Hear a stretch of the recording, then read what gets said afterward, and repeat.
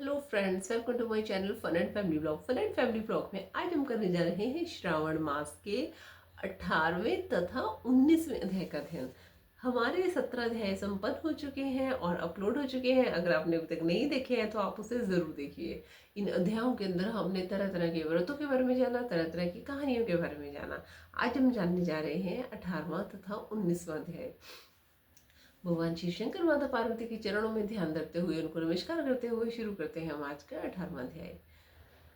सनत कुमार ने कहा, हे भगवान, हे पार्वती नाथ, भक्तानुग्रह कारक, हे दया सिंधु, आप मुझे सावन महीने के शुक्ल पक्ष की 10वीं तिथि का महात्म्य बताएं।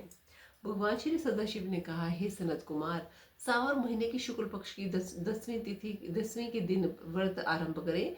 इस प्रकार 12 महीनों तक उत्तम व्रत करके श्रावण शुक्ल दशमी के दिन इस व्रत का उद्यापन करना चाहिए।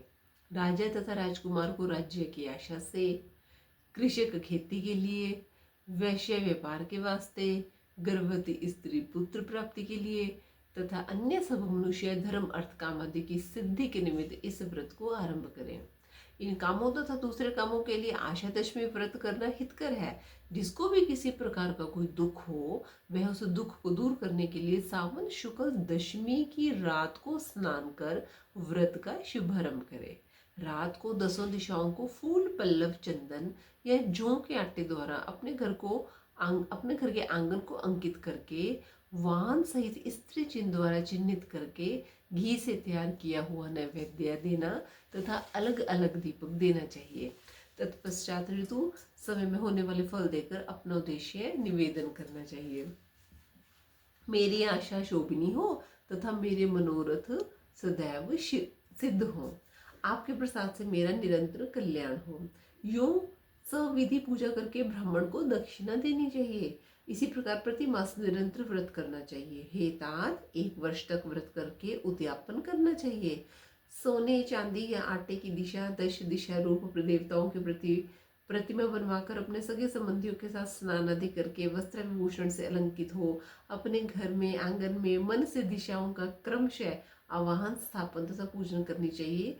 दिशाओं के तंत्र यह है, हे इंद्र, दिशा 10 दिशा रूप देवता, असुर तथा असुर नमस्कृत इस संसार का स्वामी इंद्र आपके पास निवास करता है, ऐसे में आपको नमस्कार है।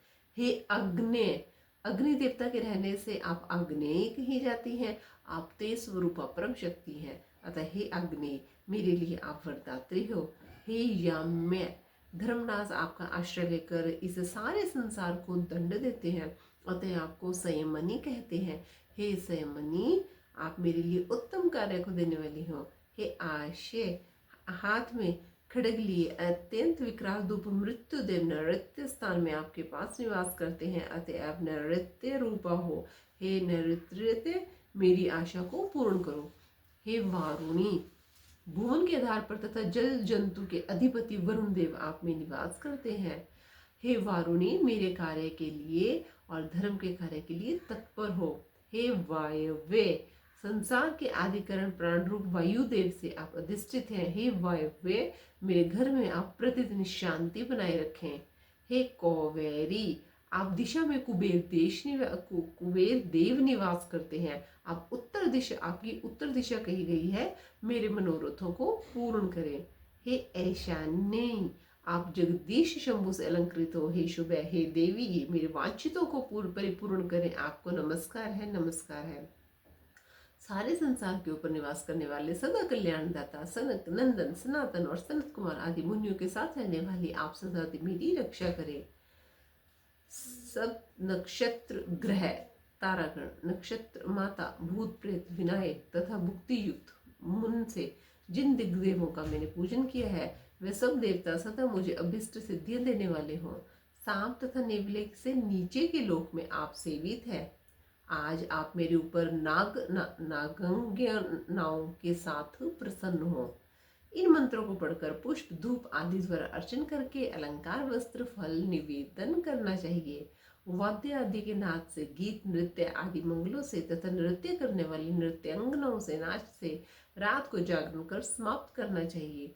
कुमकुम, अक्षत, तांबूल, दान आदि तथा प्रसन्न मन से उस रात को समाप्त करना चाहिए। प्रातःकाल दोबारा प्रतिमा की पूजा करके उसे ब्राह्मण को देनी चाहिए। इस विधान द्वारा अर्चन तथा समापन कर प्रणाम करना चाहिए। उसके बाद सगे संबंधियों तथा मित्रों सहित भोजन करना चाहिए। हे सनत कुमार, इस प्रकार आदर से जो दशमी का व्रत करता है वह अपनी सब इच्छाओं की पूर्ति कर लेता है। यह सनातन व्रत विशेष रूप से स्त्रियों द्वारा करने का है, क्योंकि संसार में स्त्री श्रद्धा तथा नाना इच्छाओं से युक्त रहती है। हे मुनि श्रेष्ठ, यह व्रत धन, यश, आयुष सब इच्छाओं का फल देने वाला है। हे तात, मैंने तुम्हें इस व्रत के संबंध में बतलाया है। तीनों लोकों में इस व्रत के तुल्य दूसरा कोई व्रत नहीं है। इस व्रत को रखने वाला स्वेच्छानुसार सब कुछ प्राप्त कर लेता है। जो मनुष्य दशमी के दिन दिशाओं की पूजा करते हैं उसके मन की सब इच्छाओं को दिशा देवता सफलीभूत करते हैं। हे सनत कुमार, इसमें विशेष कथन से क्या लाभ? यह व्रत मोक्ष का फल देने वाला है। इसमें सोच विचार नहीं करना चाहिए। बस इतना कहना ही पर्याप्त है कि इस व्रत के तुल्य ना कोई व्रत आज तक हुआ है और ना आगे होगा। इस प्रकार से हमने आज 18वां अध्याय पूरा किया और 19वां अध्याय है एकादशी व्रत का महात्म्य, वो भी हम आज ही करेंगे। भगवान श्री सदाशिव ने कहा है, सनत कुमार, सावन महीने के दोनों पक्ष की एकादशी तिथि के दिन जो क्रिया करनी होती है, अब मैं उसके में बतलाऊंगा, उसे तुम ध्यान पूर्वक सुनो। हे महामुने, इस व्रत के संबंध में मैंने आज तक किसी को नहीं बताया। यह व्रत गुप्त, योग्य, उत्तम, महान, पुण्य तथा पाप दूर को समूल नष्ट करने वाला है। मनुष्यों को उसकी मनवांछित फल की प्राप्ति होती है। श्रावण मास में किए गए पापों का नाश करने वाला तथा सब व्रतों के उत्तम यह पवित्र एकादशी का व्रत है। हे वत्स, इसके संबंध में मैं तुम्हें सब बतलाऊंगा, तुम ध्यान पूर्वक सुनो। दशमी के दिन प्रातः काल स्नान करके पवित्र होकर गुरुदेव की आज्ञा से वेद वेत्ता, पुराण ज्ञाता, जितेंद्रिय द्विजों का पूजन करना चाहिए। देवेश भगवान श्री विष्णु की 16 उपचारों से पूजा करके उनसे प्रार्थना करनी चाहिए। हे पुंडरीकाक्ष, मैं आने वाली एकादशी को निराहार रहूंगा और उसके अगले दिन भोजन करूंगा। हे अच्युत, आप मेरी रक्षा करें। हे विप्र, उस दिन गुरुदेव तथा अग्नि के समीप नियम से भूमि पर सोना चाहिए। काम और क्रोध को त्याग कर एकादशी के दिन प्रातःकाल भगवान केशव में चित्त लगाकर अथवा अन्य कार्य करते हुए भी श्रीधर श्रीधर का जाप करते रहना चाहिए। हे विप्र, 3 दिन तक तो न किसी पाखंडी को देखें और ना ही उनसे बातचीत करें। हे वत्स, केवल इतना करने से ही यह व्रत मोक्ष दाता हो जाता है। मध्याह्न के समय पंचगव्य लेकर क्रोध को त्याग कर नदी आदि के सुंदर जल में स्नान करना चाहिए। भगवान सूर्य को नमस्कार करके श्रीधर की शरण में जाकर वर्ण आचार आदि सब काम करके अपने घर को वापस लौटना चाहिए। घर पर आकर श्रद्धा तथा भक्ति द्वारा भगवान श्रीधर का अर्चन पुष्प, धूप, दीप और अनेक तरह के नैवेद्य द्वारा करना चाहिए। रात में गीत, वाद्य तथा कथा सुननी चाहिए और जागरण करना चाहिए। पहले कलश स्थापन करके पंचरत्न और सोने के कलश में रखकर श्वेत चंदन से पूजा करनी चाहिए और फिर कलश को 2 श्वेत वस्त्रों से ढक देना चाहिए। देव देवेश की प्रतिमा शंख, चक्र तथा गदा युक्त करके उसकी सामविधि पूजा करके द्वादशी के दिन प्रातः काल आवाहन करके श्रीधर नाम का जाप करना चाहिए। शंख, चक्र, गदा तथा पद्मधारी भगवान देव देवेश की पूजा करके ब्राह्मणों को सोने की दक्षिणा सहित कलश देना चाहिए। यह घड़ा धान सहित ब्राह्मण को देते समय इस प्रकार कहना चाहिए, भगवान श्रीधर जी, आप प्रसन्न होकर मुझे उत्तम लक्ष्मी दीजिए। यूं कहकर जगत गुरु श्रीधर का अर्चन करके श्रेष्ठ द्विजों को भोजन कराकर अपनी शक्ति के अनुसार दक्षिणा देनी चाहिए। अपने नौकर चाकरों को भोजन कराकर गौ को चारा डालना चाहिए। स्वयं अपने सगे संबंधियों, घर के सदस्यों, इष्ट मित्रों के साथ भोजन करना चाहिए। हे वत्स, यह मैंने तुम्हें शुक्ल पक्ष की एकादशी विधि के व्रत का विधान बतलाया है। इसी तरह से कृष्ण पक्ष की एकादशी के दिन भी करें। शुक्ल पक्ष तथा कृष्ण पक्ष की तिथि के दोनों व्रतों का विधान समान है, इसमें केवल नाम का ही भेद है। कृष्ण पक्ष में भगवान से यूं प्रार्थना करें, भगवान जनार्दन प्रसन्न हो तथा मुझे उत्तम लक्ष्मी दे। शुक्ल पक्ष में श्रीधर और कृष्ण पक्ष में भगवान जनार्दन कहे गए हैं। यह मैंने दोनों ही व्रतों का विधान तुमसे कहा है। हे तात, इस व्रत के तुल्य ना कोई व्रत हुआ है ना कोई आगे होगा। मनुष्य को इसे गुप्त रखना चाहिए और किसी दुष्ट प्रकृति वाले को तो बिल्कुल नहीं बताना चाहिए। भगवान श्री सदाशिव ने श्री सनत कुमार से कहा, द्वादशी के दिन भगवान विष्णु के निमित्त पवित्र रोपण के संबंध में तुम्हें बतलाऊंगा। देवी पवित्र रोपण में मैं तुम्हें विधान के संबंध में बतला चुका हूँ। अब मैं तुम्हें विष्णु पवित्र रोपण में विशेष विधि बतलाऊंगा, तुम इसे ध्यानपूर्वक सुनो। हे तात, इसका अधिकारी कौन है यह जान लेना भी आवश्यक है। ब्राह्मण, क्षत्रिय, वैश्य, स्त्री, शूद्र और सर्वधर्म स्थित जनों को भक्ति द्वारा पवित्र रोपण करना चाहिए। स्त्रियों तथा शूद्रों को केवल नाम मंत्र द्वारा श्री हरि का पूजन करना चाहिए। सतयुग में मणि का, त्रेता में सोने का, द्वापर में रेशमी तथा कलयुग में सूत द्वारा पवित्रा का निर्माण करना चाहिए। सन्यासी को मानसिक पवित्र रोपण करना चाहिए। पवित्रों को बांस के पात्र में रखें, कपड़े से ढककर भगवान श्री धर के सम्मुख रखकर कहें, हे प्रभु, आपकी क्रिया लोकापार्थ पवित्रा को ढका हुआ है। हे देव, मेरे काम में विघ्न न हो। हे नाथ, आप मुझ पर दया करें। हे देव, आप सब तरह से मेरी गति हैं। हे जगतपते, आपको मैं इस पवित्र द्वारा प्रसन्न करता हूँ।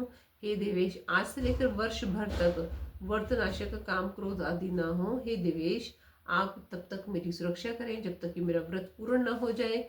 मैं आपका भक्त हूँ, आपको नमस्कार है। इस तरह से भगवान श्रीधर से प्रार्थना करनी चाहिए। कलश पर बांस के पात्र में रखे पवित्रता की नम्रता पूर्वक इस प्रकार प्रार्थना करनी चाहिए, हे पवित्रा, 1 वर्ष तक की अर्चन से होकर आप विष्णु लोक से यहाँ आई, अतः आपको नमस्कार है। हे देव, विष्णु तेज से उत्पन्न रमणीय तथा पापनाशक सब इच्छाओं के प्रदाता, आपके शरीर में पवित्रता को धारण करता हूँ। हे देवेश, पुराण पुरुषोत्तम, आप मेरे द्वारा निमंत्रित है, अतः आपका पूजन करूंगा। आप मेरे सामीप्य हो, आपको नमस्कार है। हे देव, कल प्रातः काल आपके निमित्त इस पवित्रा को अर्पण करूंगा, फिर पुष्पांजलि जल देना चाहिए तथा रात में जागरण करना चाहिए। एकादशी के दिन अधिवासन करना चाहिए। करके द्वादशी के दिन प्रातः काल पूजन करना चाहिए। गंध, तुरवा, चावल तथा हाथ में पवित्रा को ग्रहण करना चाहिए। हे देव के देव, आपको नमस्कार है। इस पूजा को आप स्वीकार करें। 1 वर्ष तक पुण्य फल प्रद पवित्रता से निवेदन करना चाहिए। आप मुझे पवित्र करें। हे देव, मैंने आज तक जो पाप किया है, आपके सुप्रसाद द्वारा मैं उन पापों से मुक्त हो जाऊं। मूल मंत्र द्वारा पवित्रता को संपुटित कर नैवेद्य देना चाहिए। निरंजन तथा प्रार्थना करनी चाहिए। मूल मंत्र से अग्नि में घृत तथा पायस द्वारा हवन करना चाहिए। इसी मंत्र द्वारा पवित्रा का विसर्जन करके कहना चाहिए, हे पवित्रे, 1 वर्ष किए मेरे पूजन को सविधि परिपूर्ण करें। हे पवित्रे, विसर्जित हो, विष्णु लोक को जाएं। यूं कहकर ब्राह्मण को दे देना चाहिए या जल में डाल देना चाहिए। हे वत्स, मैंने तुमसे विष्णु की पवित्र रोपण की विधि कही है। बस जो कोई हरि का यह पवित्र रोपण करता है, वह इस संसार में आनंद भोग कर अंत में वैकुंठ को चला जाता है। तो इस प्रकार हमने आज 18वां तथा 19वें अध्याय का अध्ययन किया। 20वें अध्याय के लिए आप इंतज़ार कीजिए। श्रावण मास के 19 अध्याय हमारे संपन्न हो चुके हैं। हर हर महादेव।